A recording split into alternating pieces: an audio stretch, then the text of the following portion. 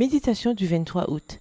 Leda aimait regarder de la pornographie pendant les heures de travail, jusqu'au jour où elle a été découverte et devant toute l'entreprise, son christianisme a été mis en doute. Et ce n'est pas que Leda n'était pas chrétienne, c'est qu'elle était humaine, avec une dépendance qu'elle avait du mal à surmonter et avec un secret dans sa vie qui a soudainement été découvert. Que celui qui ne risque pas de tomber dans les filets tendus par l'ennemi autour des appétits humains lui jette la première pierre. Le menu des possibilités est si large qu'il en trouble la vue. Mais le fait de reconnaître que nous sommes humaines de nature charnelle n'est pas une raison pour ne rien faire, pour vivre d'une façon qui plaît à Dieu. En lui est la force, si en nous est le désir d'essayer. Et quelle est la vie qui plaît à Dieu? Nous en avons une vision dans le psaume 24. Qui montera à la montagne de l'Éternel? Qui s'élèvera jusqu'à son lieu saint? Se demande le psalmiste. Voici la réponse. Celui qui a les mains innocentes et le cœur pur, celui qui ne livre pas son âme aux choses vaines. Psaume 24 et versets 3 et 4. Procédons par étapes. Premièrement, celui qui a les mains innocentes. Que signifie avoir les mains innocentes? C'est fondamentalement la différence entre la pensée et la pratique. Sommes-nous assaillis de tentations et de désirs? Oui, plusieurs fois par jour. Des envies de mal agir avec le prochain ou simplement de jouir du péché. Éviter qu'une idée nous traverse l'esprit est impossible, mais on peut éviter de lui donner du poids et de chercher à la mettre en pratique. Dieu est heureux que nous prenions la responsabilité de nos actes en évitant de commettre ce qui, nous le savons, lui déplaît, même si cela nous traverse l'esprit. Deuxièmement, celui qui a le cœur pur. Évidemment, la religion ne consiste pas à observer des rites. C'est une pureté de pensée que l'on atteint en voyant que Dieu nous donne la force